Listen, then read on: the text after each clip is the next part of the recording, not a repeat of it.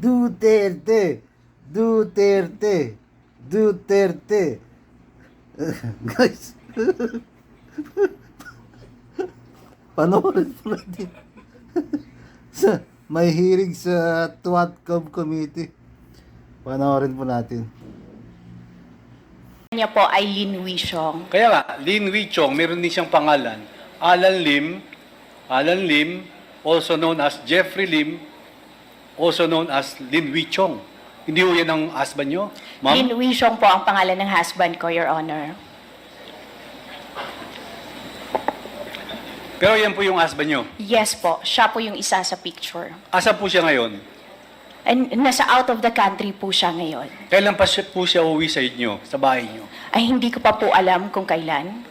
Bakit nasa abroad po ba siya, ma'am? Yes po, nasa abroad po siya ngayon. Anong citizenship niya? Pilipino ho siya o Chinese? Hindi po siya Pilipino, Hong Kong citizen po siya. So, nasa Hong Kong po siya ngayon. Yes, Your Honor. Kailan po kayo huling nakita ng husband nyo? Nagkita po kami last November 1. Nung All Saints Day. Yes po. Dito po sa Pilipinas. Hindi po.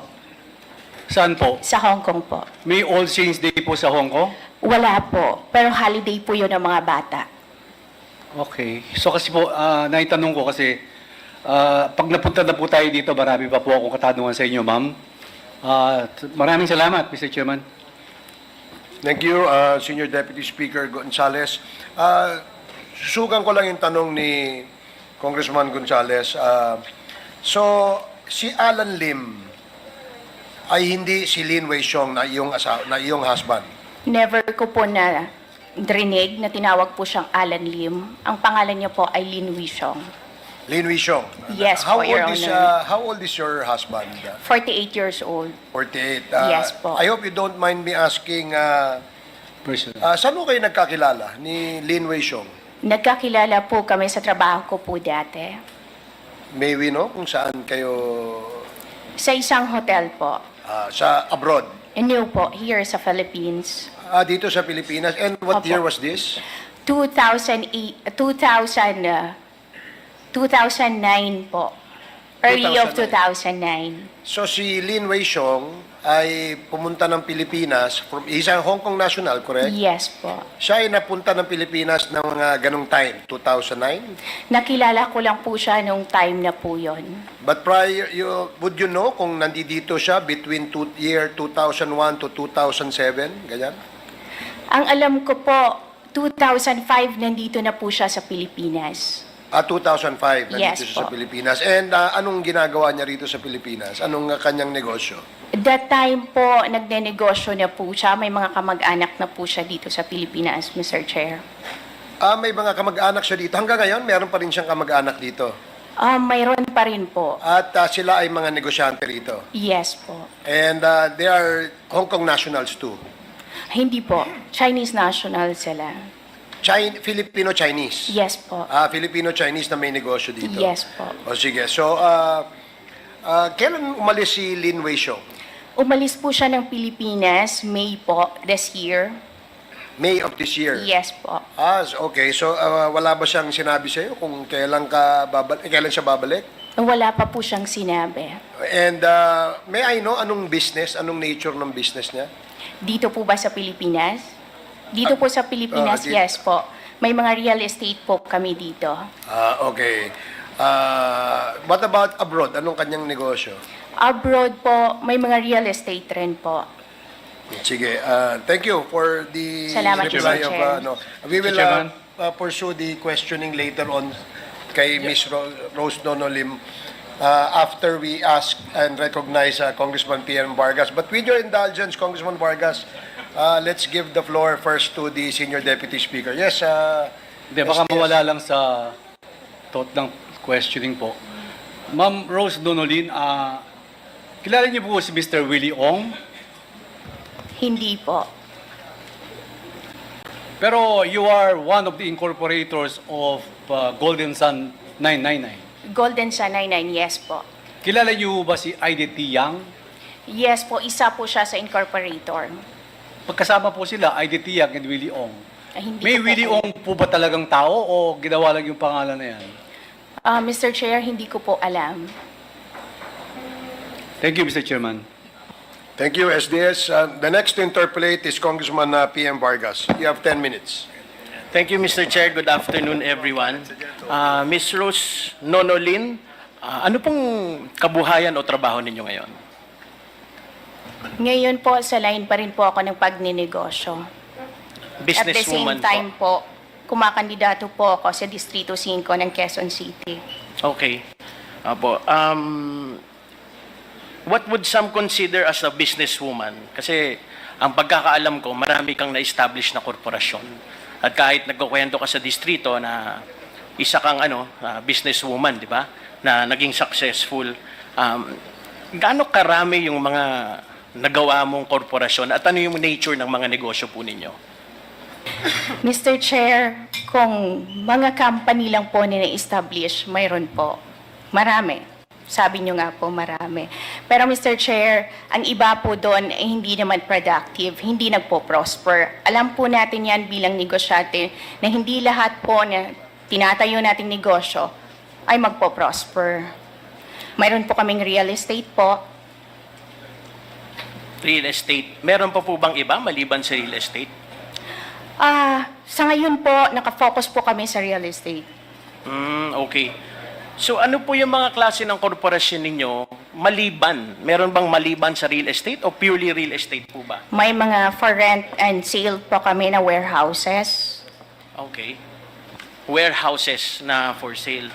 As a businesswoman, ma'am, could you share with us what would you consider a best practice sa paggawa ng isang negosyo kaya kayo nagtagumpay? Maging totoo ka lang. Gawin mo yung tama. Gawin mo yung tama. Tapos kahit sino namang anuhin mo sa negosyo, kailangan may due diligence kang ginagawa, di ba? Yes po. Kailangan bago ka makipagkasal, kahit kanino sa negosyo, aaralin mo kung sino sila, di ba? Para magawa yon. So dito po, yung ibig ko sabihin dito, kasama yung mga tao na nakakasama mo sa negosyo. Kunyari, are you an incorporator of Pharmaly Biological, sister company ng Pharmaly Pharmaceutical? Mr. Chair, gusto ko lang po i-clarify. Ang Pharmaly Biological at Pharmaly Pharmaceutical ay hindi po yan sister company. Ano po siya?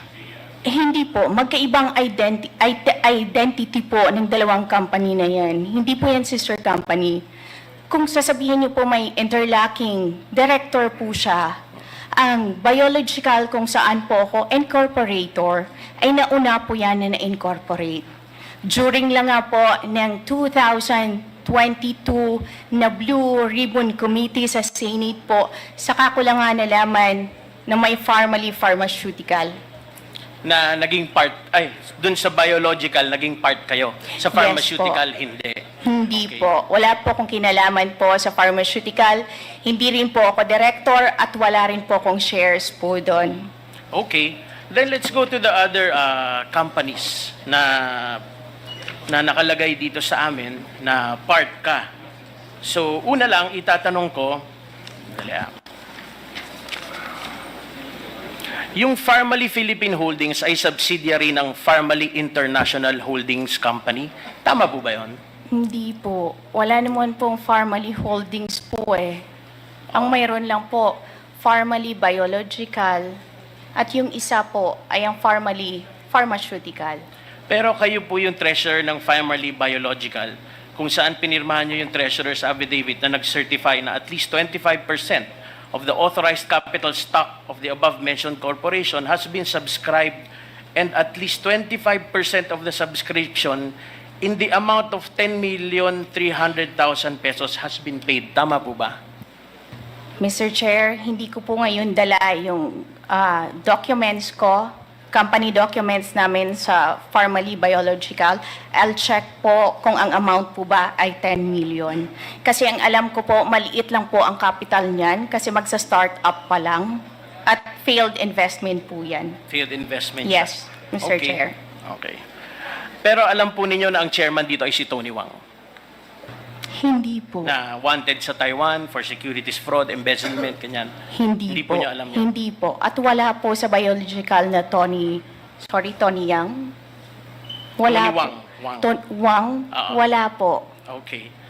Mr. Chair, I would like to manifest that the story here is a certain Wang Mingliang and Tony Wang falsified accounts and financial statements to get Pharmaly listed on the Taiwan Stock Exchange. Notably, and using Pharmaly's listing in Taiwan, Tony Wang set up 3 overseas subsidiaries in 2016, namely Farmback Biological PTE and Farmtech Biological PTE in Singapore. Coincidence yun in terms of the company names. At syempre, maraming nakakilala kay Wang Zuyen at Tony Wang, at makikita naman natin sa balita, tulad ng kanyang ama, wanted din siya sa Taiwan for stock manipulation.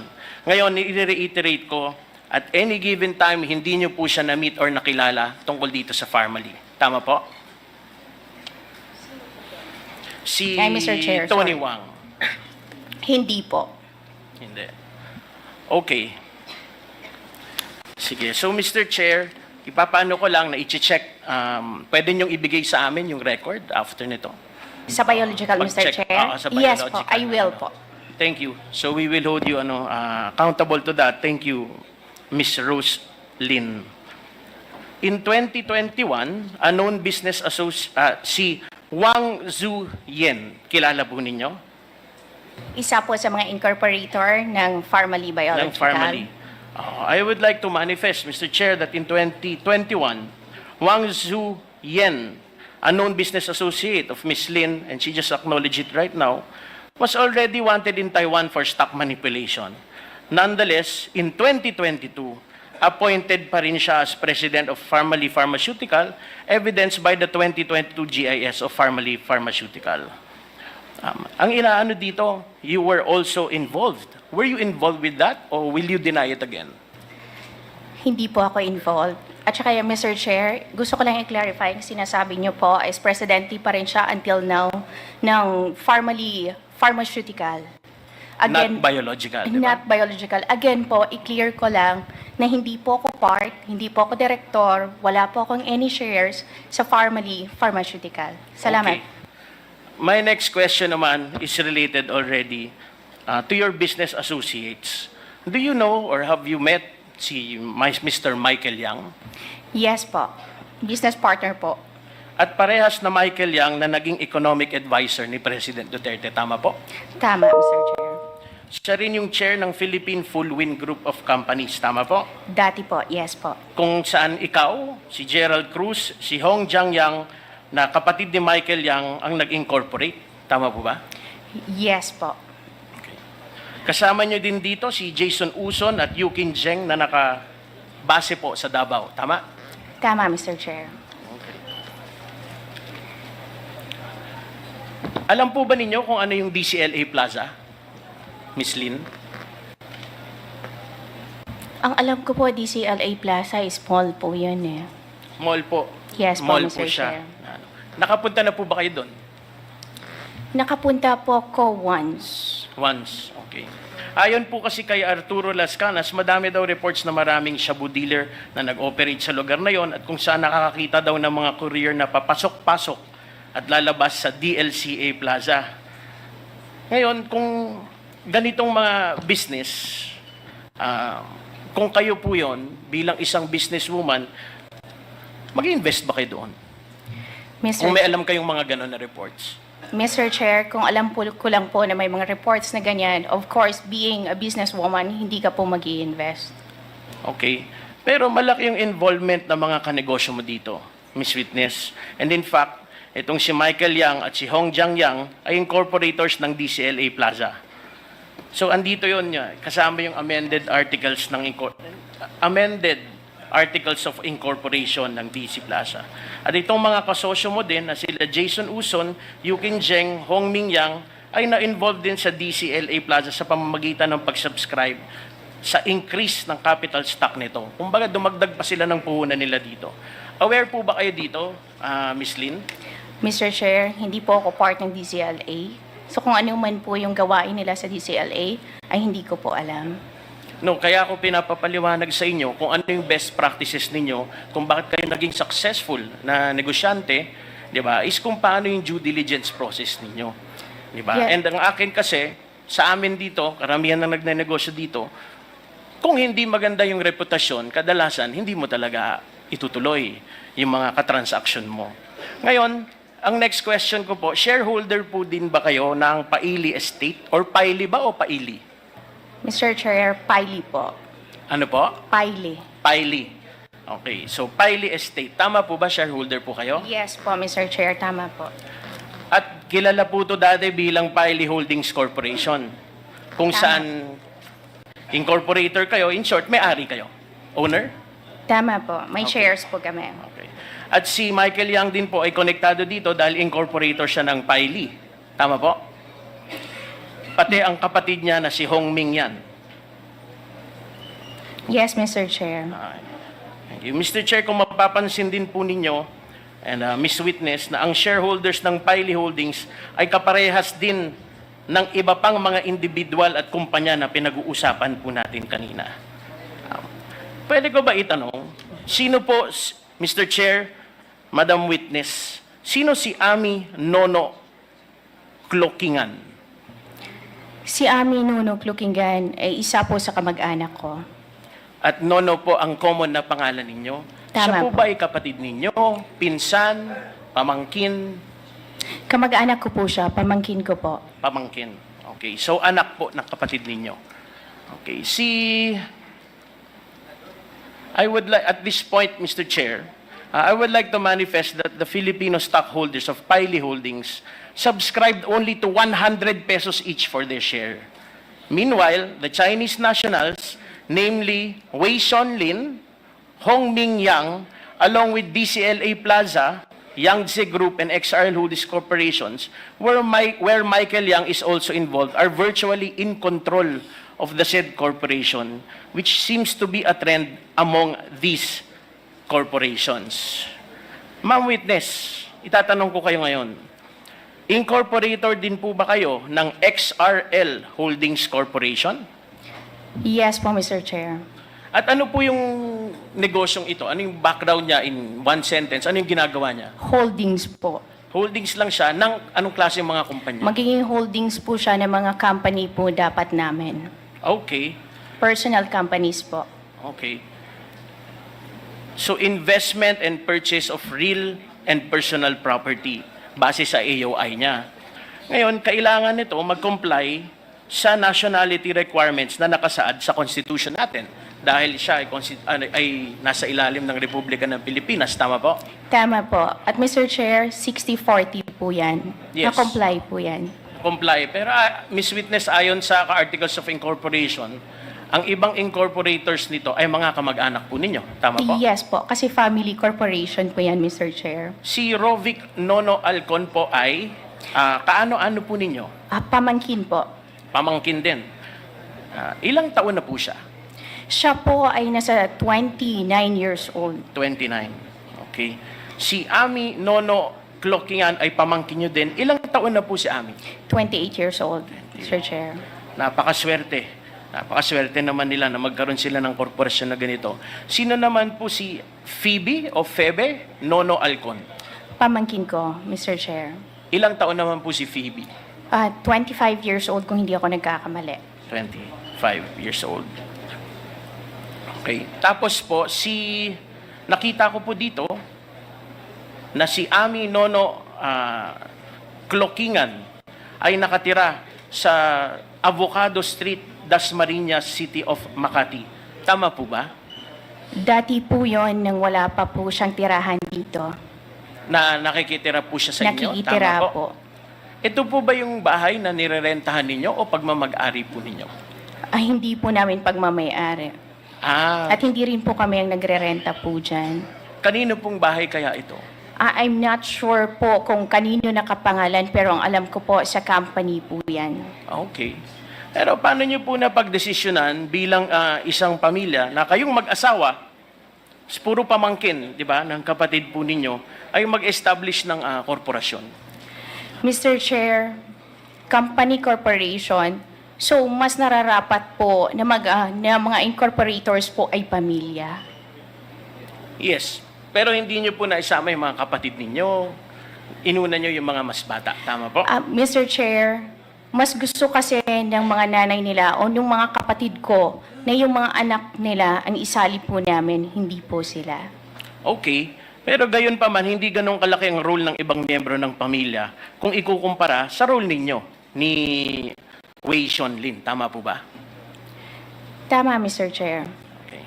In fact, si Rovic, si Ami at si Phoebe ay nominal shares lang ng XRL Holdings. Tama po? Pangkumpleto ng korporasyon, di ba? Tama po. At kayong mag-asawa po talaga ang majority shareholders ng XRL kung saan ikaw ang 60%, samantalang remaining 40 ay nakapangalan na sa asawa po ninyo. Tama? Tama, Mr. Chair, because it's a company corporation. So effectively po ang XRL Holdings ay kontrolado ninyong mag-asawa. Tama po. Pero hindi ba sinabi mo nung nag-appear ka sa Senado noong 2022 na wala ka ring masyadong alam sa negosyo at ang asawa mo talaga ang nagpapatakbo ng operasyon? Tama po? Mr. Chair, ang XRL po ay ngayon lang po yan. Hindi po, nung humarap po ko sa Senate, wala pa pong XRL company. Paano po yung setup na nagtayo po yung asawa kayo ng maraming negosyo? Kasi ano po yung bago kayo naging negosyante, ano po yung trabaho ninyo? Ako po, bago po ako nagpakasal sa asawa ko at naging negosyante, nagtatrabaho po ako sa hotel, gaya nga po ng sinabi ko kanina. At sa hotel niyo po ba, sa pagtatrabaho ninyo, nakuha yung unang puhunan ninyo para maging negosyante? Actually po, bago po ako magtrabaho sa hotel, may mga trabaho pa po ako na iba. So yes po, part po yon ng naging puhunan po. Masasabi niyo po ba nung kailan po kayo ulit kinasal? Yung sinabi niyo kay Mr. Chair, kailan kayo kinasal? Nagkakilala pala, nag-meet ni Mr. 2009 po ng first quarter, 2008, 2009 po kami nagpakasal. 2009. Yes po. Masasabi niyo po ba na karamihan ba ng puhunan, maliit o bahagya, ay nanggaling sa kanya? Mayaman na ba siya nung nagkasal kayo o pareho po kayong ano? Nung nakilala ko po ang asawa ko, mayroon na po siyang pera. Kung ang tanong po ay kung karamihan ng capital po namin ay nanggaling sa kanya, yes po. Okay. Miss Lynn, to recall, karamihan sa close business associates ninyo na mag-asawa ay may kaugnayan kanina ulit sa DCLA Plaza. Tama po? We can say that? Yes, ma'am? Yes, Mr. Chair. And to recall again, Miss Lynn, ayon kay Arturo Las Canas, itong DCLA Plaza kung saan manager si Hong Jiang Yang ay hotspot para sa drug dealers. Tama? Aware kayo dito? I know po, Mr. Chair. Hindi ka aware na merong drugs Hindi na po. nagana dito? At saka ngayon lang naman pong lumabas na mga ganyang issue regarding po sa drugs. Okay.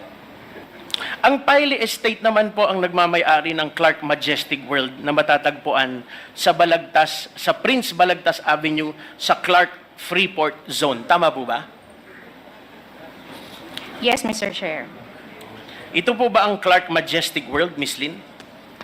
Tama po, Mr. Chair. Kanino po nabili yung lupa dito sa Clark? Sino Mr. po Chair, nag-facilitate? Would you know? sorry, Mr. Chair. Mr. Chair, ang mga lupa sa Clark ay hindi po pwedeng bilhin. Yung lease. Sino po lang nung lease? I'm not sure po kung sino yung naging broker po doon, pero ang alam ko po ay dumadaan po yon sa BCDE kung hindi po ako nagkakamali. Yung agency po na in charge po doon sa mga paupa sa lupa sa Clark, Mr. Chair. Opo. Involved po ba kayo sa operations ng Clark Majestic World? Mr. Chair, sa operation po, hindi po. Saan po kayo involved dito? Involved po ako sa back office po. Ibig sabihin, mga nag-aayos po ng mga documents at nagsisituit na mga permits po, ang mga taxes po ay kompleto at nababayaran. Ilang percent po nito ang pagmamay-ari ninyo? Congressman Vargas, kindly wrap up. Thank you. Yes, Mr. Chair. I have 3 more questions lang, Mr. Chair. Okay, yes. If you wish to ask more questions later on, you can do so because we will have another round. We Yes. just have to follow the list that we have as far as interpellators are concerned. Okay, Mr. We Chair. still have a few minutes. Yeah, just a few more minutes po. Maraming salamat. Sige, dahil nagra-wrap up tayo para dun sa second round po natin. Ito na lang yung tanong ko, Miss Lynn. Meron po ba kayong negosyo na Pogo? Mr. Chair, dati po. Dati po. Yes po. Bakit po dati? Dahil pinasara na ni Presidente BBM? Bongbong Mr. Marcos? Chair, iko-correct ko lang po na bago pa po ipasara, close na po kami ng 2023. Ng 2023. Yes po, Bakit Mr. niyo po Chair. kinlose? Hindi po namin gustong i-close. Pero hindi po kami binigyan ng license to operate. So, we cannot operate po pag wala po kaming license kasi magiging illegal po kami, Mr. Chair. Bakit po ayaw niyong i-close? Maganda ba yung negosyo? Sorry, ayaw namin i-close. Sabi niyo, hindi niyo sana gusto i-close. Yes po, kasi Opo. negosyo po yun. Ang Negosyo. negosyo ay kumikita. So, bakit po natin isasara? Okay. Kung masama po yung nagiging epekto or may mga nangyayaring masama, itutuloy niyo po ba yun o hindi? Mr. Chair, ang POGO naman po ay legalized. Kung mayroon pong masama na involvement ang POGO, marami po tayong government agencies na in charge po doon na dapat po yun po yung nag-check. Sila po yung dapat na nakakaalam. So, ilan po yung magagandang Pogo niyo noon? Ang POGO po namin, we only have one master license po, Mr. Chair. Pero ang location ay isa lang. Isa lang po ang location sa master license. Okay. With that, Mr. Chair, I concede until the next round. And thank you for the opportunity to ask the questions. Thank you, Congressman Vargas. The next to interpolate. Mr. Chair, may I be recognized very Yes, briefly? Senator Laila De Lima. Can I ask permission to leave temporarily? I'm going to UP for an engagement, speaking engagement. I'm scheduled to speak there at 2:45. And then I told the organizers that as soon as I get there, they allow me to speak. And right after I speak, I come back. Okay, thank you. Salamat Yes, po. you are excused and we hope to see you again. Yes, after I'll be your leaving my engagement. things here. Thank you. Thank you. The next to interpolate is Congressman Johnny Pimentel. You have 10 minutes. Thank you, Mr. Chair. I would like to direct my questions to Colonel Asierto. If he's still online. Yes, Colonel Asierto, nandiyan pa kayo, di ba? Present po. Magandang hapon po, Colonel Asierto. Magandang hapon po. Kanina, nag-interpellate yung isang kuliga ko rito. May binanggit ka na may patong sa ulo mo na 50 million pesos. Di po ba? Opo. Sa tingin mo, Colonel Asierto, bakit naisipang mong nasabi mong meron kang patong sa ulo mo na 50 million pesos? During po nung hearing sa Blue Ribbon, lumabas na po yung informasyon na yan na meron na pong patong yung ulo namin.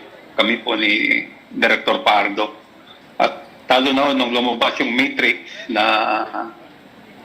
laban sa amin, na ako yung nasa taas, nasa baba sila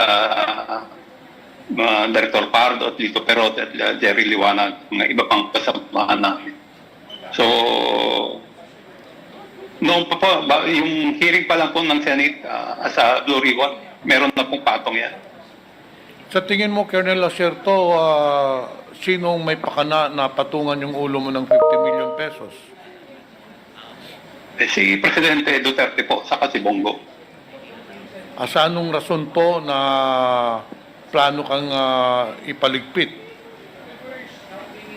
Dahil po dun sa ginawa kong report, na-discover ko yung kanilang koneksyon kay Michael Yang saka kay Alan Lim, kay Lin Wenxiong. Okay, Colonel Asierto, gaano ka nakatagal sa serbisyo? Nung nandun ka pa? Nagsimula po ako as cadet, 1984. Graduate po ako 1989. So, ganun po kahaba ang aking pagsiservisyo po. Kailan kayo na-introduce? Hanggang Hanggang kailan anong taon kayo hanggang nagserbisyo? hanggang 2018 po.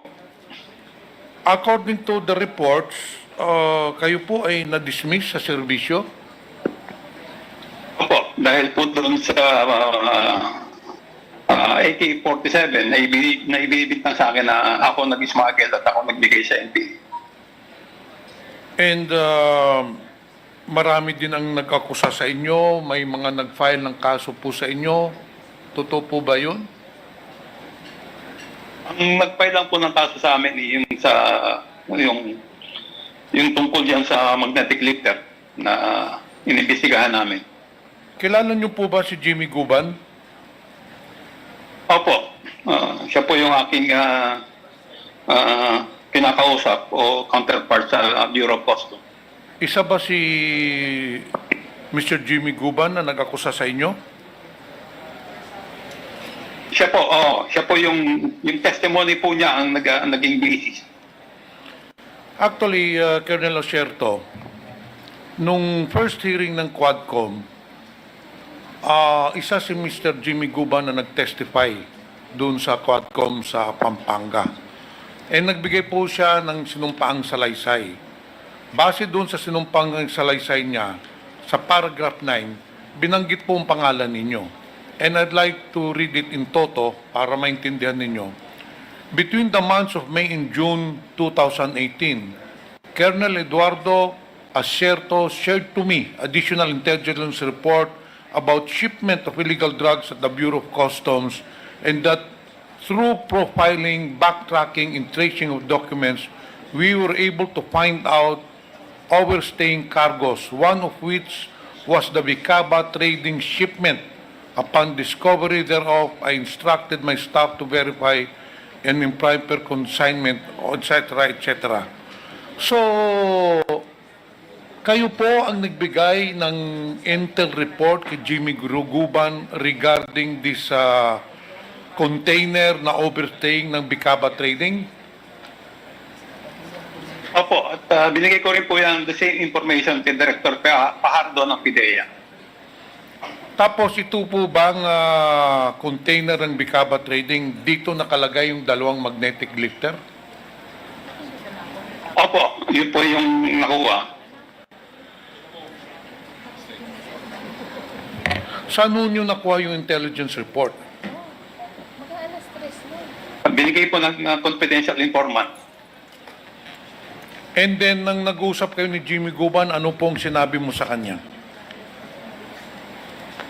Binigay ko po yung informasyon. Sabi ko, hanapin kung nandyan. Pwede mo bang i-detalye dito yung intelligence report na binigay mo kay Jimmy Guban para naman malaman natin ano talaga eksakto ang sinabi mo sa kanya? Dahil ito po ay para malaman natin kasi doon sa sinumpaang salaysay ni Jimmy Guban, nakakonekta po dito po yung mga pangalan nila Michael Yang, yung Davao Group, at kung sino-sino pong iba. So gusto ko rin po namin malaman sa bibig ninyo, ano ba talagang nalalaman ninyo parte dito sa yung illegal drugs na shipment na worth 6.2 billion pesos? Ano ba talaga yung eksaktong sinabi ninyo kay Jimmy Guban? Bago pa po na-discover yung Vicaba, ay nagbibigay na po ako ng information sa kanya. Pag meron ako natatanggap information na meron dumarating, ibinabato ko po sa kanya. Nung dyan naman po sa Vicaba, ang binigay kong information sa kanya is merong dumating na allegedly abandon na. Ang nakalagay doon sa bill of lading as door frame po yata yun eh. So ang ano ko sa kanya is hanapin yung abandon na na container van. Parang ibinigay ko yata sa kanya ang number ng bill of lading yata eh. Hindi ko na po matandaan yung eksaktong mga detalye. Yung Colonel Osierto, yung may-ari ba ng shipment, yung Mr. Pony Chen? Actually, hindi po siya yung sa intelligence report ko po, ang may-ari po ay ang lumalabas po sa akin is Taiwanese. Pero kasi po yung based dun sa backtracking na nung mahuli, kung sino yung nag-grant, kung sino yung nag-utos sa Becaba, doon na po lumabas yung pangalan na yung sinasabi niyong pangalan. So hindi ho ninyo ma-ascertain na itong si Pony Chen nga ang may-ari ng nung container. Hindi po. Ano na po yan, yung backtracking investigation na po yung lumabas yung pangalan niya. So anyway, na-establish na po natin, Mr. Chair, na ang nagbigay ng information kay Jimmy Guban regarding the shipment of illegal drugs came from Colonel Acerto. Ngayon, doon sa sinumpaang salaysay ni Jimmy Guban, may binabanggit siyang mga personalidad. Una, si Benny Antiporda. Kilala niyo po ba itong si Benny Antiporda? Nag-meet po kami ni Benny Antiporda nung nagsisimula na po yung Blue Ribbon hearing sa Senado. Ngayon, ano naman ang participation nitong Benny Antiporda dito sa illegal drug na shipment?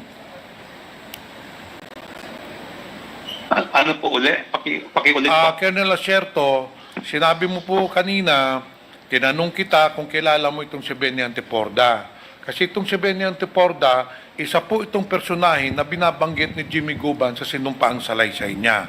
Ngayon, ang tanong ko, sa information mo, sa intelligence report mo, ano ang partisipasyon nitong si Mr. Benny Antiporda dito sa shipment ng illegal drugs?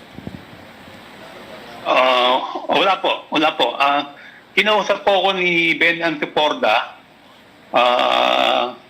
Parang ang context niya po ng aming pag-uusap is parang kausapin ko si Jimmy Guban na wag banggitin yung pangalan ni Charlie Tan. So,